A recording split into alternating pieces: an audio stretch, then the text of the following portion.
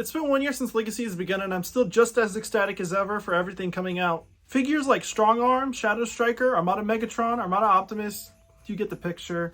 But it's just a constant surprise after surprise. However, instead of reviewing a brand new figure, we're going right back to the beginning to a figure that's even more controversial than Bulkhead. She's shelved one like crazy and she's had 4 repaints. I'm talking about Legacy Prime Universe Arcee. All I can expect is groans and pains from the audience with this one. Before I begin, this figure isn't as bad as people say it is. Hey, put the pitchforks down. Let me explain my perspective by explaining Legacy Year 1 first. What?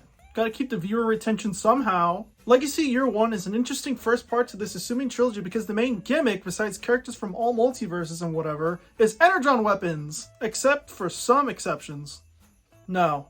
A lot of exceptions. Whether Hasbro and Takara succeeded in this is debatable, which I think they did because they're all goofy little weapons that spices up the play. The only reason why I'm defending the Energon weapons because this is just a continuation of my campaign for Blitzwing's awesome hand cannons. It's no stranger to anyone that Legacy takes a design from any given universe and G1ifies it. So far it only applies to designs from Animated, Prime, Cyberverse, Robots in Disguise 2015, and Robots in Disguise 2001. Kind of. It's a major criticism of Legacy Arcee, but I do like how the G1 filter looks on her. I do like her original design and would love to have an accurate toy of her, but come on, that's a studio series type of thing. I'll be honest, once Legacy rolled in, I didn't want to get her all that much, but with the power of an Amazon gift card, I got her and the cuties of Power Punch and Direct Hit. Anyways, about the toy now. If it hasn't been slam-fisted into your brain yet, this is Prime Universe Arcee. In her default rendition for the last time for the rest of the video because that looks so boring to me. I'm well aware the back wheels thing is mostly meant for the repaint she has, but it just works so well not to do it. Her paintwork isn't really something to write home about, but it's pretty much the standard amount all over. Except for this paint QC issue where they forgot to paint the pink line on her right arm, which I don't really mind because it's such a minor issue. Like, what do you think I could possibly do? Go on Instagram and say, oh, I forgot to paint my figure! I don't care, it's just a fucking pink line, so what? Speaking of which, the pink all over Arcee is a very nice shade and I love how metallic it looks. It feels like a color I've never seen before even though it's pretty much just pink. Her sculpted details are pretty minor, as in no siege greebles, but it's whatever. The Prime art style isn't about greebles, but it's about being overcomplicated, yet simple. Her head sculpt is very nice and cute. She has a subtle little smile which in hindsight doesn't really fit with Prime Arcee whenever I imagine her, but it does work for Flame War. Plus, light piping. Would you believe that her head has caused controversy, with Prime fans in particular? You can also lump in Bulkhead and Knockout as well since they're also under the Prime Universe banner. If you're wondering what this whole controversy could possibly be, you want to know what it is? It's the fact that they got a fucking nose. Oh yeah, besides them not being one-to-one with the show models, which is something I can very much understand. You know, it probably shouldn't surprise me that Transformers fans, regardless of what aspect of the franchise they belong to, will complain about something. Back to Arcee, I take issue with the wheels hanging out off of her legs because it doesn't have that elegance that the Prime model has. Back kibble is also there. It's pretty serviceable and it has to go somewhere because where the fuck else would it even go? So the articulation for Legacy Arcee. So she can look all the way up, she can look all the way down. Head tilt. The arm, it can go all the way around, but since I have the wheels here, so we'll take them off. The arms can go all the way around. Hinge out, bicep swivel, 90 degrees at the elbow. Wrist swivels, but only partly. She doesn't have a waist, well, she does, but not the traditional one. So it's on a ball joint. Well, I guess show you, huh? So look at this. So it's on a ball joint. So yeah, technically you get a swivel, but not all the way because then it'll start to come off. As you can see, the leg goes that far forward. Well, let me put the backpack back. The leg goes that far forward. Goes that far back. Her legs go out almost the full splits. She's got a thigh swivel, but it's limited because of how it's sculpted. She has 90-degree knees, but if you use the transformation joint, then never mind. I completely forgot. And she's got ankle tilts, but for some reason on this foot, it's super loose. Like moving it, I feel like it's gonna break, but then on this side, it's just fine.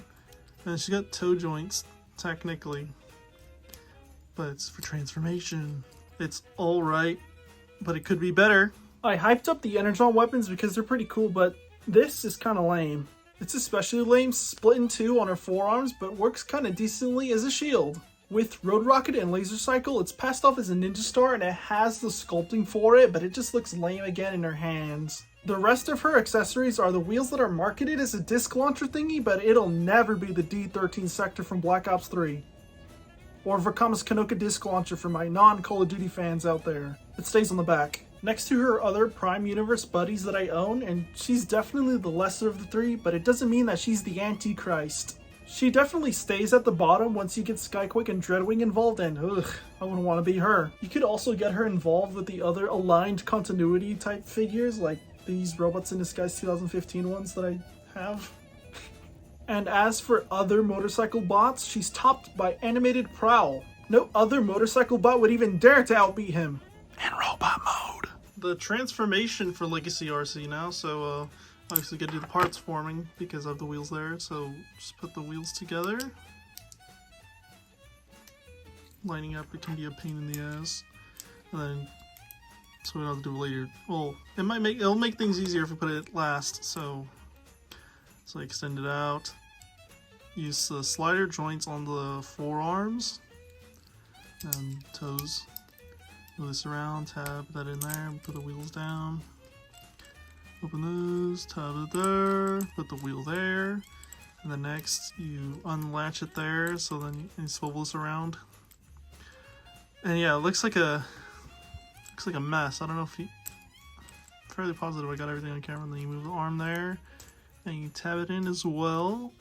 Well, you tab it in, there's a tab there, tabs into there. Then you put that together. And with the head, you can just do whatever. And this part, put the leg through there. Put the leg through there. I guess bend the knees as much as you can. And then this part kind of gives me a little bit of trouble, like trying to line it up. But it can be done. Crotch piece goes on top. It can be done, I promise. So, okay, there we go. Doing it right now. So then you put these side parts into there, and then you can put the wheels together. Wheels together. Oh my god. Alrighty, and then you could tabs on the legs, put them into the tabs into these panel. Oh, fix it there. Oh my god. Fix it there, tab it in there. Put this tab in there. Should just fix it a little bit. Push your head in upwards, and then put the wheel thing in the front. Then we get the kickstand. Just a little adjusting. Alrighty, and there you go. You got the motorcycle mode. I was about to call it like a motorbike, but I guess that also applies. It's a bit fiddly, as you saw. Probably not one of my favorites, not at all, not even slightly one of my favorites from Legacy. But it's easy to remember compared to Prowl. I'll give it that. I have a statement to retract where I said she's better as a motorcycle because she has no gaps, but look at this.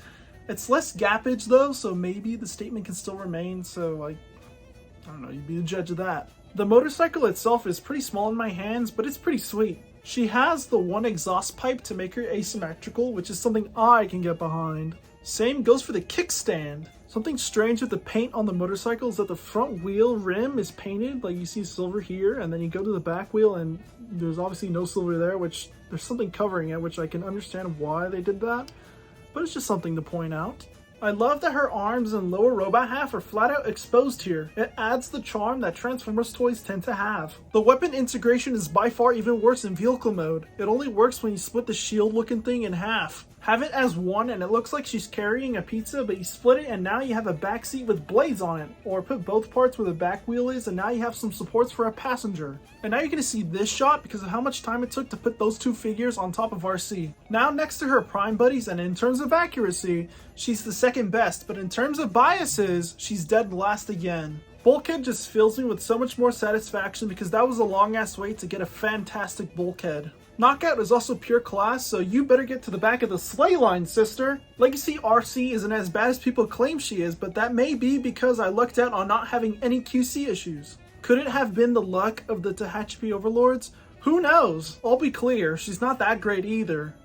I guess the word I'm looking for is mediocre. I like this figure and I'm glad that I own it. The criticism of Arcee not being show accurate is very valid after God knows how many years of her not getting a brand new toy that's not Beast Huntersified. All I hope is that Prime fans do get their time in the sun to get actually good toys of the actual show designs that isn't a part of the shitty red line, and I too would love to get those designs as well, so when are they coming?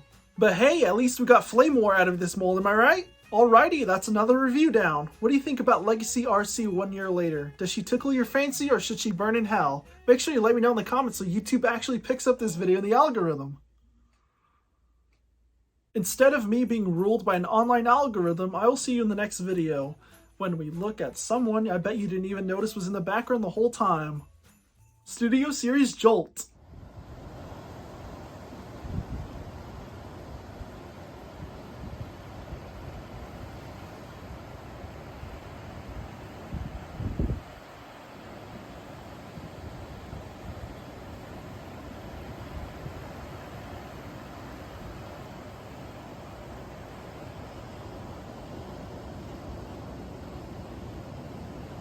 Looks like you're watching after the end card, so you get a little bonus little thing. I'm going to share the shirt I was wearing because honestly, I love this shirt so much. It's a kitty shirt for the album cover for Spit.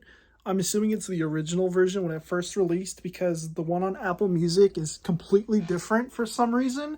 I don't know the explanation as to why, but basically what you can take away from this is that I really love me some goth girls.